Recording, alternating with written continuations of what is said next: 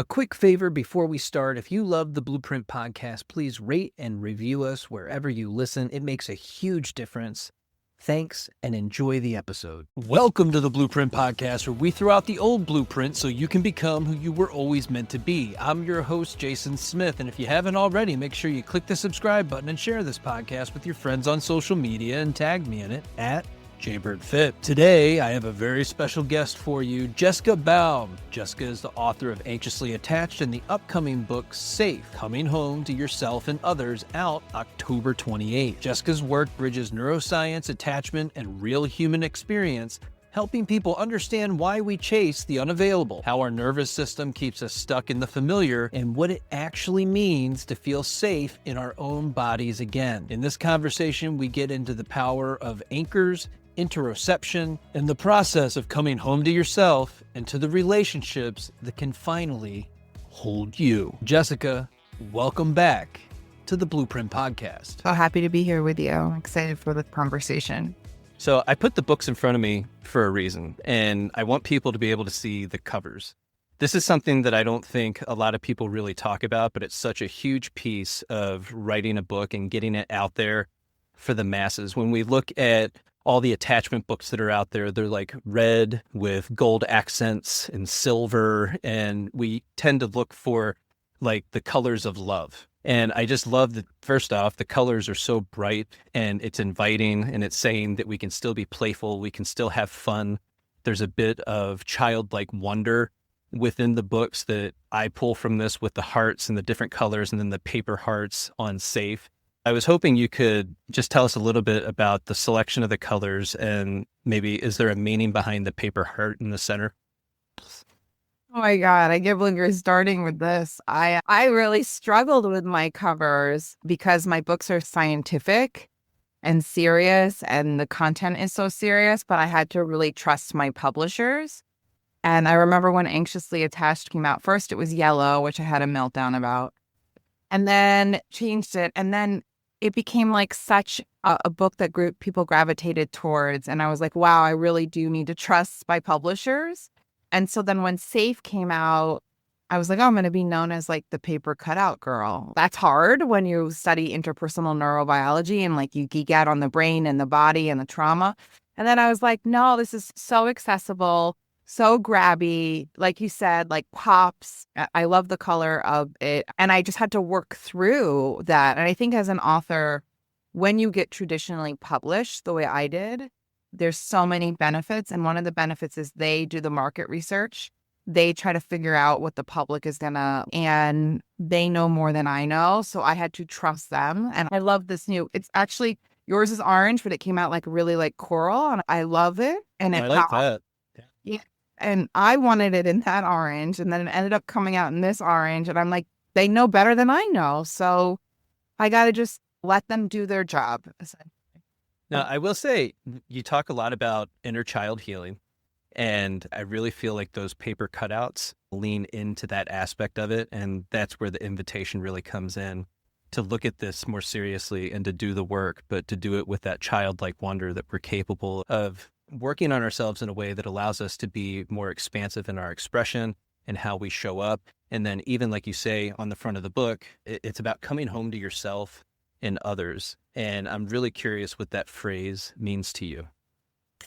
Yeah, another really good one. So when I was first writing the book, a lot of this book is around implicit memory and attachment wounds and getting in touch with our earliest experiences and how they overlay in our current relationships. And I have a relationship that I open up with in this book where I describe my first hug to him as feeling like I was at home for the first time.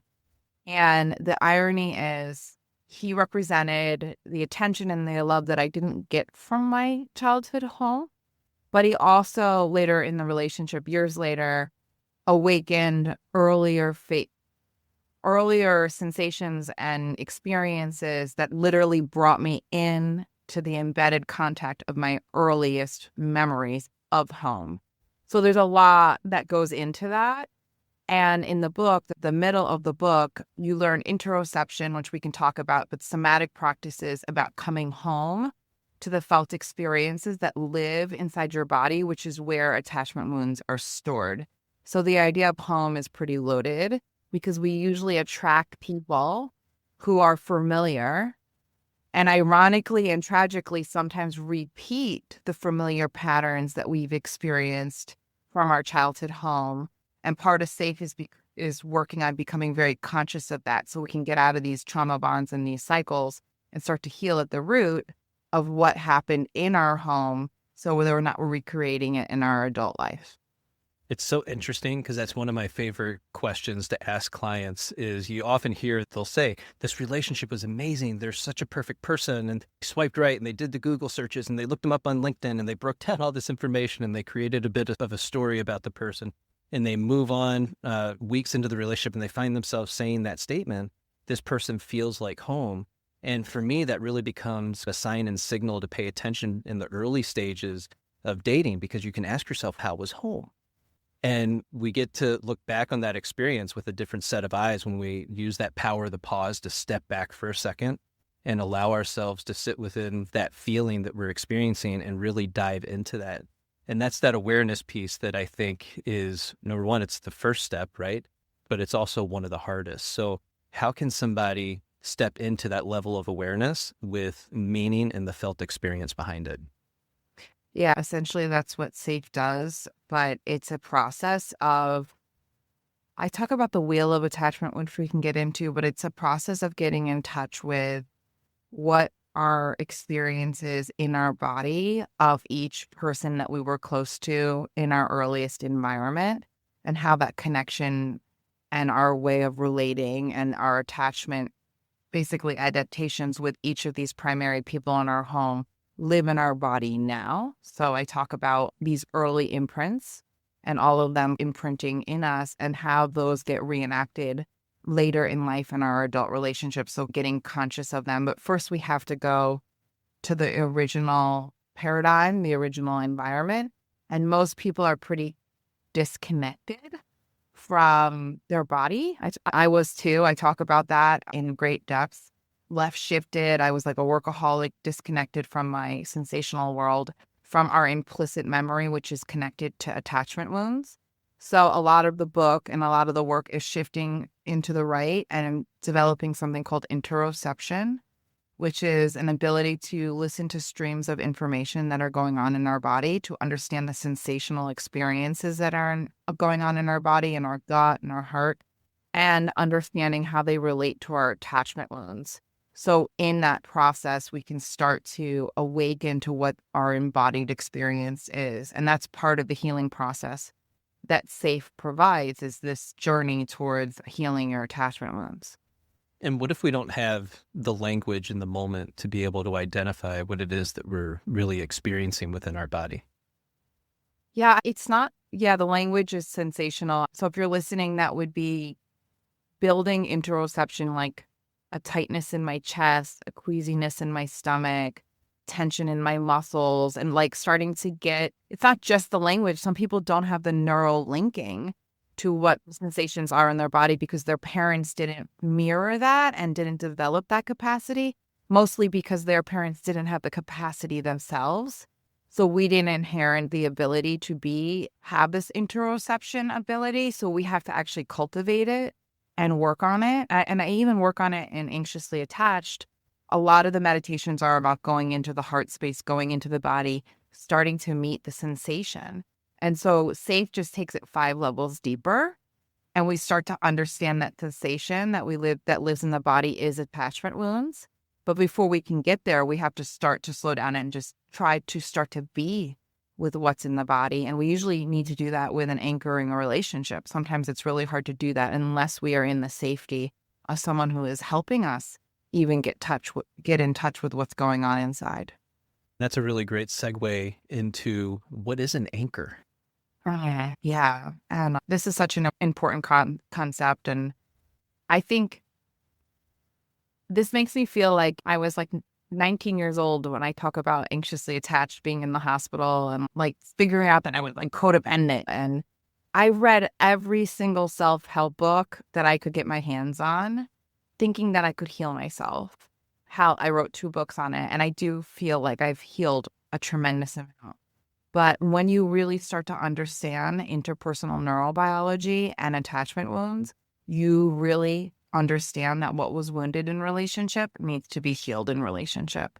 And so when you really understand how the body stores attachment wounds, how neural nets open, how a state of safety in our ventral nervous system of sharing is how we start to get in touch with what is in our body, move it up through our streams, up to our right hemisphere and integrate it into our left, we start to understand that we need people, we need connection, and we need a certain type of person or people in our life in order to heal.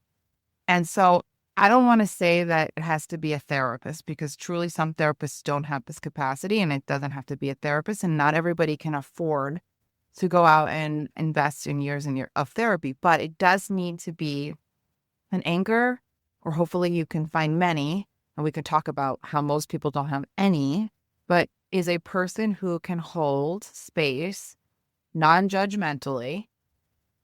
Their nervous system is in a state of safety, so they can hold your dysregulation. They are not trying to fix you. They don't have an agenda, and they are just holding that space while you do the work. I talk about co-anchoring and how you can do this with other people, but it's very important that we find our anchors. And I do know that a lot of people listening are going to be like, oh man, this is so hard. I might not have an anchor. And I face that all the time with my clients. But it only takes one anchoring relationship to change the trajectory of your relationships and start to heal the nervous system patterns so that you can reorient to what that feels like. And once you start to understand what it feels like to be in an anchoring relationship, we can start to heal the attachment wounds, and you will start to attract more available, capable people once it happens. It's really difficult. I had my first experience as an adult with being witnessed fully for the first time and then not rejected. What an amazing experience that is if you've never had that, or you don't have access to these types of anchors in your life, because a lot of times we connect with the people that are very much like ourselves. It's that familiar home that we're so used to. So this is going to be your friend groups and other people that you hang out with, familial and otherwise, and you find yourself in this place connecting with these people. Sometimes you get rejected in the process when somebody doesn't necessarily align with that, and then we take it personally, and there's all these internal experiences that are happening. So when you don't have that anchor right now in this moment, how can you reach out and find an anchor for yourself?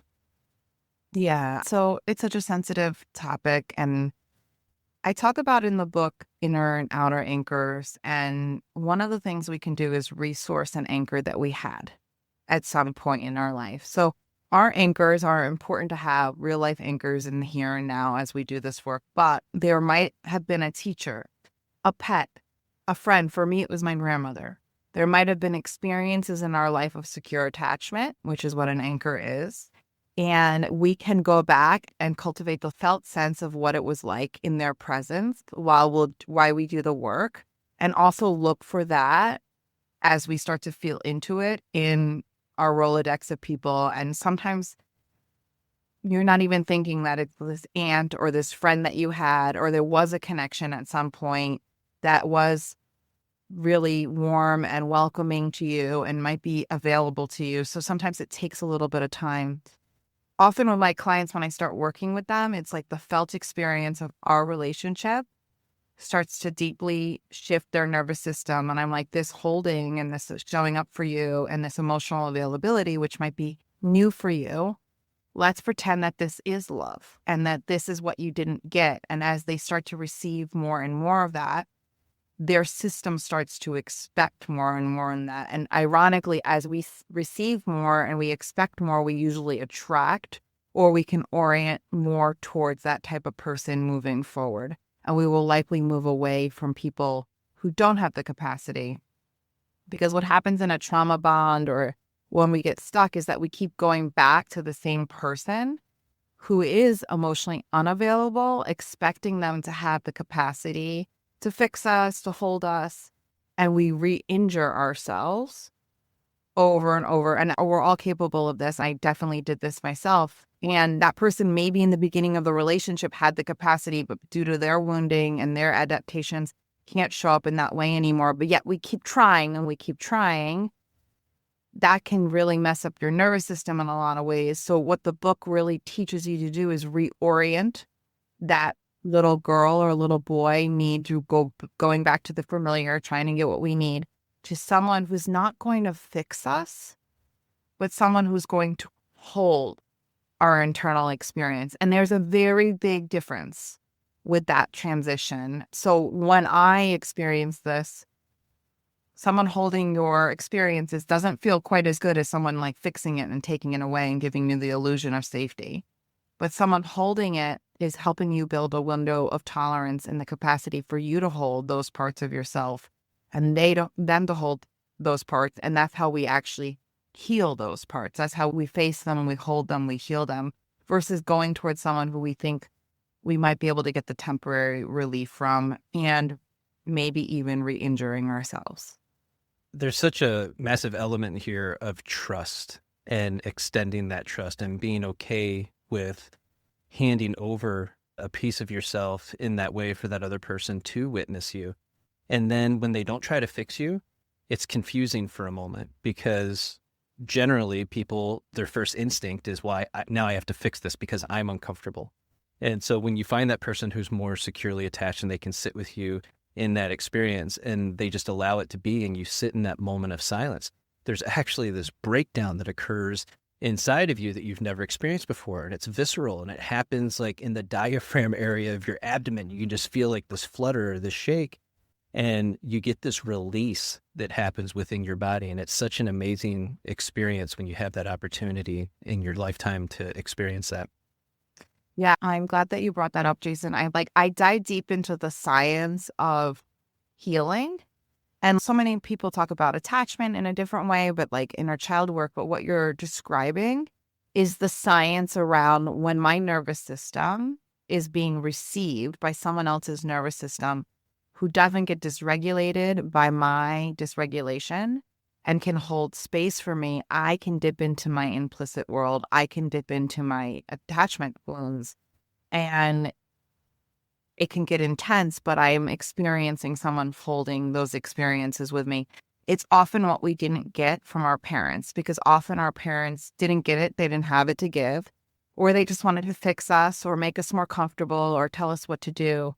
So when we start to receive that type of holding, it actually felt really uncomfortable for me for a while, actually, because it was so foreign to my nervous system.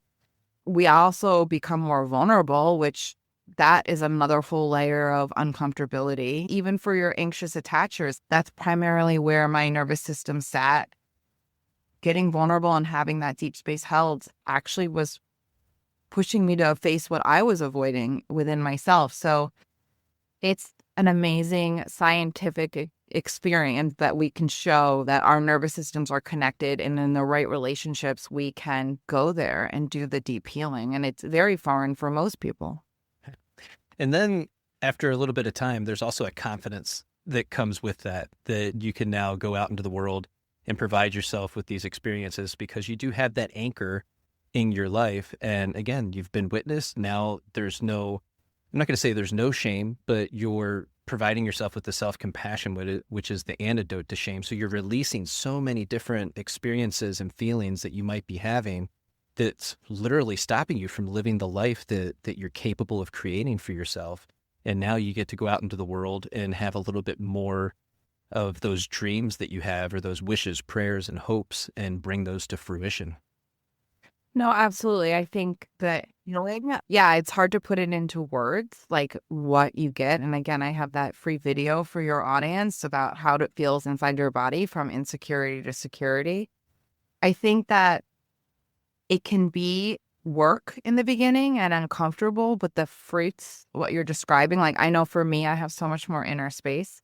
I have so much more freedom. I have the capacity to build so many more attachments, healthy attachments, and so much more choice in my life. I'm not driven by my fears or the illusion of safety, which I dive into. I'm able to face and meet these parts of myself and feel so much more expansive. And so we're babies, and I talk about this in detail, we internalize our parents. We internalize every close person that we're close to. And if our parents didn't have a neuroception of safety, so if they weren't carrying enough safety in their nervous system and in their life to be emotionally attuned to us in the way that we need, we internalize anxious or avoidant parents, we internalize their anxiety, and we move around the world with less inner security. What SAFE teaches through anchors and re-experiencing is that we get to re-experience and internalize who we choose to now as adults, so we can pick more capable people and go through this process. And we are actually, through mirror neurons and resonance circuits, internalizing new people. And once that happens, you have to spend enough time in the presence of these people, but they become part of you. They become part of your inner security. And that's literally the definition of earned security.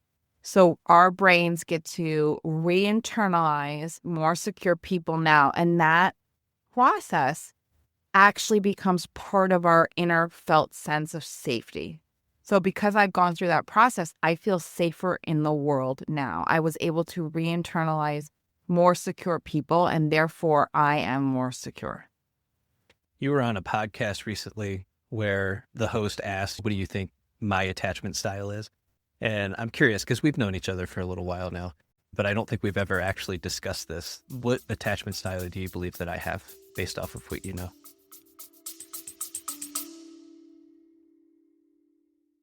Hey, Blueprint listeners, if today's conversation resonated with you and you're ready to truly unlock your own personal transformation, I invite you to explore the Self-Discovery Blueprint. This is where we dive deep into the strategies and insights you need to understand who you are, clarify your purpose, and build the life you're truly meant for. It's the comprehensive guide to your next level growth. You can find out more by visiting my Stand store, link in bio, or in the show notes. So it's like I wrote anxiously attached, right? But in SAFE, I talk about something called the wheel of attachment. And I talk about myself, I primarily spent a lot of my life in anxious, but if I wasn't in anxious, I was in avoidant. And in some relationships, especially my last one, when he really shut down, I had pockets of disorganization. So I actually don't believe very few people have one attachment pattern. Very few. We have a combination of many, and we can show up, and I showed up even disorganized at heightened times in my relationship when my partner was shutting down or using substances to a degree where my nervous system was had nowhere to orient to. So I'm not a big believer in particularly putting people in a category, because it depends on what's going on in your inner world and your outer world. I would say that my default was anxiously attached. I'm more secure now. If I put myself in really dynamics that are not that safe, my disorganized or my avoidant or my anxious parts might get awakened, but I'm more determined, or I'm more able to pick safe people now and know who to gravitate towards. And so I would say for you, Jason, because anyone in the field of attachment, to the degree that we are suffering in some ways, because our way of helping people is also our curiosity to this material, I think, is usually heavily linked to our own personal suffering and our own desire to understand so that we don't have to suffer more. So I would say that you have a mixture of anxious, avoidant, and disorganized, and probably some secure in there. And I wouldn't put you in any one category, but I'm sure you've felt disorganized. And for those of you who are listening, it's fearful avoidant. I'm sure you felt periods of that, because I think in order to do this passionately, I think some suffering within is part of why we become so curious and then want to help so many other people. But I could be wrong by that. No, you're absolutely right. It's so interesting because our pain becomes our purpose.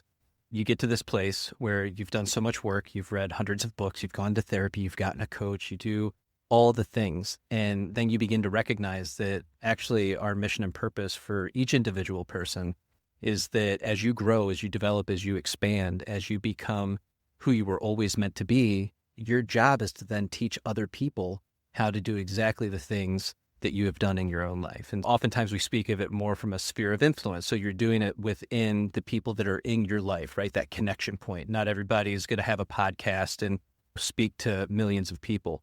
You might be, and this is the most impactful, in your own life, helping the people that you can give this information to, and then just show them what is possible for them by being more of who you are. Absolutely. And I can openly admit this. Like, I wrote Anxiously Attached. I was in a relationship. I was doing a lot of my own work. And I was like, I was one of those people that I was fascinated, and my partner at the time didn't want to continue to do his own work at a certain point, and I had to continue to do my own work. And I very much believe, for you who are listening, that you can heal in a relationship, but you need both people to heal. And I feel like I'm really on the other side of so many things. But I am one of those people that's like, I want to study it. I want to understand everything of it. And I thought that would bypass the work, and it absolutely did not. Like, I still had my own journey, which I am very vulnerable about and safe. I still had all of my own attachment wounds to heal. And I'm a professional, and I understand the science, and we still need to go on that healing path and journey no matter where we are. I think you just touched on something really important there. A lot of times we put our therapist up on a pedestal, and we think that they have everything figured out in life. And we forget that they are also a human, and they are challenged, and they spend their hours taking on other people's trauma and experiences. And that can be extremely dysregulating. And then you're expected to go live the rest of your life with the people that you love and that you hold dear. And of course, these things are going to pop up in your real life. And of course, things that you thought that you healed 10 years ago are going to pop up 10 years later in an experience that you're having. And you're going to think, man, I thought I took care of this already. But I think that's a very common experience that people have. It's more of a capacity issue, that you've now developed the capacity to acknowledge and recognize what's happening in front of you. And so you spend less time in this dysregulated state, because now you have a lot of the tools and skills and abilities. You understand the power of the pause, to step back and pull yourself out for a second and give yourself that time and opportunity to regulate yourself. But it doesn't mean that you don't find yourself in that dysregulated state. No, absolutely. In Safe, I talk about losing a relationship. I think as a therapist, as someone who is more anxiously, our way to stay close is that we regulate and help people. So it's like the perfect occupation for anyone who has a baseline of anxiously attached. But as I was going through deep implicit attachment healing, there was quite a period of time where I had to actually work less and be more of the client and receive that kind of support and holding from others. And it was very uncomfortable for me to like really switch positions, but it was so important for me. And I couldn't see as many clients. There was a period where I couldn't see as many clients because my own healing needed to be held more, and then my ability to hold others. And so there is that piece of that. When you go through your own healing, you need to also know where your capacity is. And you need to get out of the helping position and more into the receiving position, which was very hard for me because I'm a helper. I can't thank you enough for sharing that part of your story, both as an individual and a professional, because a lot of therapists do listen to this podcast. And I think it's really helpful for them to hear that it is okay to pull back, to step back, and to make yourself a priority once again in the moments where you feel like maybe you can't.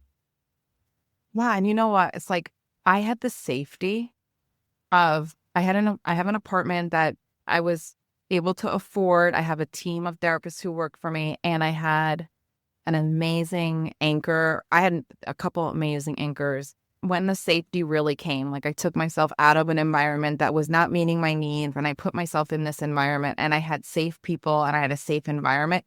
That's actually when my embedded trauma, my work showed up the most. And I remember telling one of my anchors, I'm getting really dysregulated, but it's a time in my life where I need to attend to what's going on inside rather than my workaholism, which was my protector mine, or like I had to start to really pay attention to what no one else slowed down and paid enough attention. I had to prioritize the fact that I needed to fall apart a little bit and give myself the space. And I could only do that because I wasn't in survival mode. And I talk about the hemispheres of the brain and being in survival mode and how a lot of us are in survival mode, but I was out of survival mode, finally in a very safe environment with the right support. And then that's when more of my embedded trauma surfaced. And if you understand the science, the safer we feel, the more our inherent blueprint to healing is going to happen, the more our neural nets open, the more we can get into touch with our earlier experiences. Yeah, that was part of my journey. And it was extremely humbling because I had wrote Anxiously Attached. I was in a loving relationship and I didn't know I had so much more work to do. Also, the process of writing a book will open you up and to a lot of your triggers as you're going through that process. I have a lot of friends that have now stepped into that arena of writing books, and we have these conversations where they're working on a specific chapter and they're like, all these things are popping up for me. How did you navigate that experience for yourself as you're laying words onto a page? Writing it wasn't that hard, but I'm dyslexic, but also working on the audiobook. So I had spent a couple whole other skill set. Yeah, I spent a couple months working with a narration coach, but as I worked on the audio, which I don't think it's my strength, but I really wanted to do it. I really want to be the voice. I really want to be your anchor when you're listening to my book. But it was a little bit like taking me back into the implicit, taking me back into some memories. And just yesterday, because I just now, like a few weeks ago, but I'm listening to now, I just now received the audio early.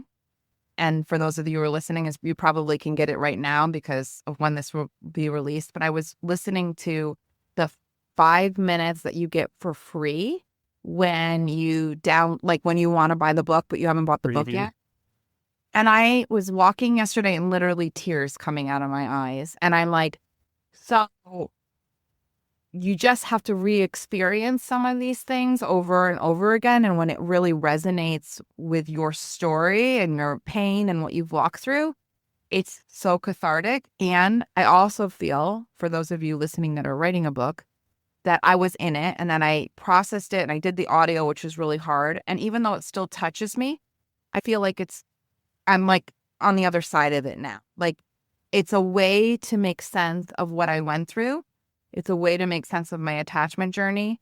And this is no personal. And I feel like I've processed it for the most part. At this point, it's still touching me if I'm crying yesterday, but it was like an important part of my healing process, if that makes sense. No, it makes perfect sense. And I'm really proud of you for doing the Audible version and not having somebody else do it for you. It makes for just a completely different experience when the author reads their own book because you can hear the emotion behind the words, and it's just, you want to be that anchor. That is exactly how you do it. And so you're connecting with everybody that is listening through that auditory experience, and it literally can feel like home as you're listening to the Audible. So thank you for doing that. Yeah, that was so important for me. And if you're listening, that is so hard for me. And I provide people, I did it with Anxiously Attached, but I provide people who buy Safe with the thematic meditations separate. So I re-record them slower. So I'm like, oh, it'd be so weird if someone read my book and then they came to the meditations and it wasn't my voice. Like it all needed to be from me. And yet it was like it was probably the hardest part of the whole book. For me, that was the hardest part. And hopefully, as you were looking back on that and you had the tears coming down your face, there was also a little bit of celebration there in anchoring in for yourself, just how much you've accomplished and what you've done, and just the amount of people that this book is going to impact. It's very profound to think about. Yeah. It's also like great because I disclose so much of my own life. And as a professional, I tried to disclose enough so that as the reader, I've been through it, but not too much. And I think it's like I have to put myself out there all over again. So there's like a vulnerability piece and a scary piece, but also an excitement because I think I know with Anxiously Attached, people came to me and they were just really happy that I wasn't the professional, that I was the human. And I think it's really important that the science is there. Like it's legit, it's there for you. And my humanness is, dude, I've been through this. Like I've suffered too. Like I want you to know that like, I am not like this person hiding behind my degree and I'm a human who's been through it. And maybe that will help you walk through it a little bit more. I'm going to backtrack for a quick second just because I love this so much. Initially, you talked about attachment as being on that spectrum, and then you've now created the wheel of attachment. And I think that's really important for people to focus on and hone in on because we get really attached to the labels that we give to ourselves or that we've acquired through the pathology of going to therapy. And we put them all over ourselves, and that can leave us feeling very stuck in a particular way of being. Do we have to be there? Do we have to be stuck with all these labels? Yeah. If you're listening and you buy the book, there's a downloadable PDF that says Beyond the Labels, and I will try to explain it on this podcast right now. But if you're not looking at the visual, you might need to have a visual, okay? So let's say a wheel is a circle, but let's call it it's like a circle square. At the bottom is security. At the top is disorganization. At the right is anxious. At the left is avoidant. So you have all four. So let's say, for example, in the book, you do early wheel and then you do later wheel. But let's say with my mom, I had periods of security and then she was also anxious a little bit. So I would slide on the wheel, right? And maybe she was even avoidant at times.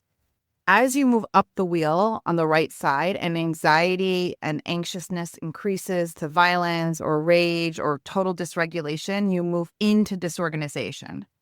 As you move up the left side, as you move into a little bit avoidance, so let's say you have a father who's a little bit of avoidant or a mother who's a little bit more left shifted. As they detach more and you get to like neglect and extremes, you move into disorganization. So with one parent and in one household, you can have different experiences with every single quadrant. So it's never just usually one. Like you can have a parent who was abusive, who was also had secure moments. You can have a parent that was very avoidant that sometimes dipped into so much neglect that you tipped into disorganization. So the wheel is like a new way to look at attachment on a continuum. And in the book, you really explore this. So it's not this left shifted, we fit into these categories. We actually slide through many relationships. So once you start to understand, oh my God, in my childhood home, this is with my mother, this happened with my father, you can start to see the nuances. And then you take that same wheel and you place it over your current relationships. So you can start to look at what patterns are repeating in your present life. But the wheel is so important. I didn't create the wheel. My mentor, Bonnie Badenoch, who's also part of the freebie, she created the wheel and it's brilliant. And when you really start, like if you're listening and you're like an attachment nerd, if you can really start to take in what this wheel really is about, and you will start to look at attachment from a completely different lens, so much more nuanced, so much more holistic. You will not see it as this linear thing that you fit in. You will start to understand that you move very much on this wheel, and we all do. I believe that it shifts you to a true version of empathy when you have this understanding. There's a lot of performative empathy out there, and I won't go any deeper than that on that, but you find yourself, again, it's part of that stepping back and evaluating the experiences that you've had with the adult language and capacities and understanding and knowledge and earned wisdom.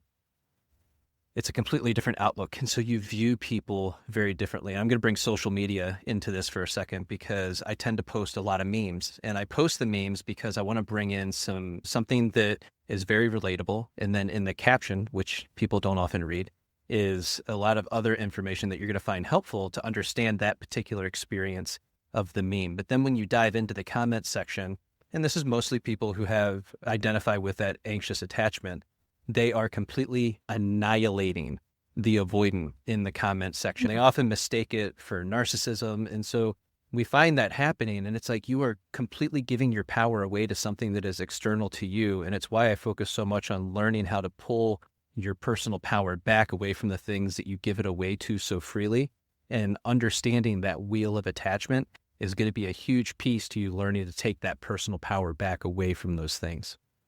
Yeah. And in the book, I talk about avoidance and like being less shifted and being truly avoidant are people who were born with parents who were more left shifted and really avoidant. And if we're not mirrored and reflected and we don't have the emotional attunement when we're young, we don't build the circuitry for empathy and emotional attunement as adults.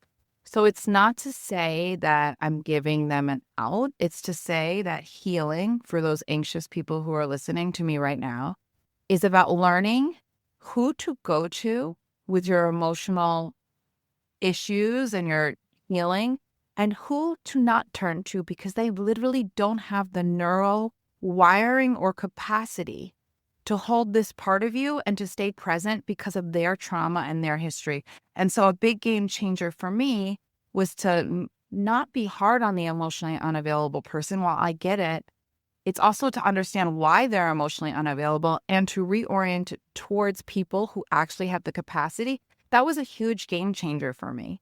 And so we can be frustrated all we want at avoidant people, but they literally don't have the capacity to meet these parts of ourselves. And so we need to learn to have boundaries or learn to know who to turn towards. And so that's our familiar. So if you're going to that unavailable person and you keep going and you keep going and you keep going, it's a reorienting towards, I have to take this dysregulation and this pain and this fear towards people who have the capacity. And that is the game changer for people who are anxiously attached, because now we have a chance of holding it and healing it rather than re-injuring it. It always turns into, in the comment section, I don't want any of those other people. I'm not attracted to them. I want this one. I want to fix or change or develop or turn this person. So we're constantly trying to get someone to be something that, again, as you just said, they may not have the capacity or even the desire to be. Listen, I can totally empathize with that. Yeah. I love someone so deeply, and my only wish was that they would do the healing journey as well, because I really just wanted to move through this journey. And I remember telling them, like, why can't you heal? Why can't you do the work? And they were like, what is the work? But the thing is, if you are so focused, and I talk about this in chapter 7, and so enmeshed and so attuned to somebody else's inner child and their wounding and their story, you are trying to save their inner child, but you're also in avoidance of your own inner work. So by focusing on them, you are protectively escaping your own journey. And so sometimes that's a safer place to be. Sometimes the illusion of, I'm going to focus on you, Jason, who's chaotic, and I want to help you. And I've had these experiences with you where you have met my needs. So I'm just going to tie on to that and continue to focus on getting you back to me, is a way for me to stay in dopamine. It's a way for me to stay in fantasy. It's a way for me to stay in pursuit. And it's a way for me not to be with, wow, Jason, you're really not capable. And my abandonment wounds are showing up. And my abandonment wounds actually trace back to this origin and maybe another person who was incapable. And I don't know how to be with that. So I would rather put my attention outward and try to focus on you, because being there is just too hard. And I don't have the safety or the awareness of how to hold the original wound. It's so funny. As you're saying that, I'm sitting here thinking of the Always Sunny in Philadelphia meme where the guy's standing there and he's got all these connection points up on the wall and he's a little bit wired. And as you're speaking, it's just like the neuroscience and then the embodiment and the somatics. All of this can feel extremely overwhelming and difficult when you're first taking it all in and you try to make all these connection points in your life. Is there a way that we can start to simplify this for ourselves when we get to that place of feeling overwhelmed with it all? Yeah, I think too, like I'm speaking on all these podcasts and it is a lot and it's deep and it's heavy. I want to share, like, I've done my own work, and the point of doing your work, first of all, I want you guys to have the information. So that's why I wrote the book. But the point of this work and somatic work in general and healing is that we go as slowly as we need to go. This is not about pushing you into the depths of annihilation or abandonment or any of that. This is about giving you the information and your own inherent wisdom of doing this work in the pace that you need to do this work, and that not doing it any sooner than your system feels ready, and that we get to really go slowly. Like, it would be a disservice if I was like pushing people into their work. I think getting the information or even just reading the book will awaken, and hopefully the path forward and what you need to heal will be very obvious for you, because that's why I wrote the book. But the journey itself, you do in your own pace, on your own time, when you feel called to and when you're ready. And that is not something that you and I can tell a person. Like, I couldn't tell my past partner, do the work now because you're ready. nothing like his system. He was doing a lot of work. And at one point, it overwhelmed his system. And I don't want to go there anymore. And so we have to be forgiving, or we have to allow people to go at their own pace. And I think for anxiously attached folks, we always want the avoidant person to do the work. And I think the more we want them to do the work, the less they want to do the work. And I think the way to reorient that is we start to do our own work. And that usually shifts the dynamic of the relationship in general, and actually can save the relationship when we focus less on them doing the work and we turn inward and we do our own work. Yeah, you hear that, everybody? I repeat that over and over again. It really does start with you. It starts with the individual you. And I repeat this phrase over and over again. I want people to learn to know and trust themselves. When you do, you become more capable, competent, and confident with who you are as a person and your place in this world. And in that place, you step into that level of confidence that allows you to navigate things in a way that you feel strong, you feel capable, and things aren't as overwhelming. You don't take so much personally, and you recognize that some things do belong to other people, and you don't have to take that on. Absolutely. And if you don't know or trust yourself, there's a good chance that you weren't in a dynamic that was reflective of enough of your inner world and what was going on with you to inherently know and trust yourself. So we have to re-experience people who like us, who help us develop our trust, who mirror us, who help us figure out what's going on inside of us, so we can develop our own capacity to get to that level of confidence. Now, is there a question that I didn't ask you today that you wish that I would have? Not really. I like that this interview was different than a lot of them because I got more personal in this interview, which was cool. But no, I can't think of a question you didn't ask. And for the people that are picking up Safe for the first time, I want to acknowledge this. It's okay to get the book and then put it on your coffee table. And maybe you don't touch it the first week, and it might take you 30 days. I'm one of those people that I get stuff and then it sits because I'm just not prepared to step into it. But like anything else, just take it in pages, right? So it's like start small, little bites as you go along, get a notebook and a pen, and be prepared to write things down as it comes to you. It's such a powerful exercise to intentionally read in that way and to write things out as you're going through it. And then, of course, that gives you some good notes to take along to your coach or therapist as well. Absolutely. And this book, I'm sure some people are going to sit down and read it, but like this book is meant to be a companion. So it's actually written from the right hemisphere. So it's in relationship with you. It's going to waken up a little. It should maybe touch some things in you, but it's not meant to be like this one and done. I really want therapists and coaches and anchors to use it together to be like a companion. And I think it's just going to be one of those reads that you might read one day and then 3 months you might go back and reread, or you might bring it to your therapist. That's my biggest hope, is that therapists start using it as a tool and that it starts to speak to you. But yeah, we'll see how it lands. It's definitely different than fix yourself in these 3 steps and this is where you fall. It's let's feel into all of this. So I hope when you're reading it, you feel incredibly supported. I can talk about the free gifts if you want me to. Tell us about it. So those for you who download today, there's a link that I'm sending to Jason today. That one is Beyond the Labels. So it's the Wheel of Attachment you'll get in your inbox immediately. Check your spam. And that's important for you to know. And then the other is like a 40-minute conversation between me and my mentor, Bonnie Badenoch. She actually invented the wheel. And we talk about what it feels like in your body to move from insecurity to security. And I think it's a cool conversation because I think as you're doing the work, you want to know about what's the outcome? What can I feel like when I start to feel really internally secure? So and she's so important to me. For those of you who are listening, she's the person who teaches us therapists. Like she's a mentor of the mentors. She's 82. She's so wise. So many of us therapists go to her to learn interpersonal neurobiology. She helped me with the book. And she's one of my anchors. I wanted you guys as the public to experience her. So those are the 2 things that I'm giving away for free. There might be a meditation too. I'm not sure. But if you order the book today and fill out the form, you will get those 2 free gifts that are important to me, and important that you guys have that wheel right away. And of course, all of this is going to be linked in the show notes, guys. So be sure to check that out and get your copy of Safe. It's going to be out on October 28th. This episode will come out just a little bit before then. And be sure to leave a rating and a review and let us know what you thought about this episode. And what you think of the book. Jessica, Yeah. I can't thank you enough for your willingness to connect again and to talk about everything that we shared today. So thank you.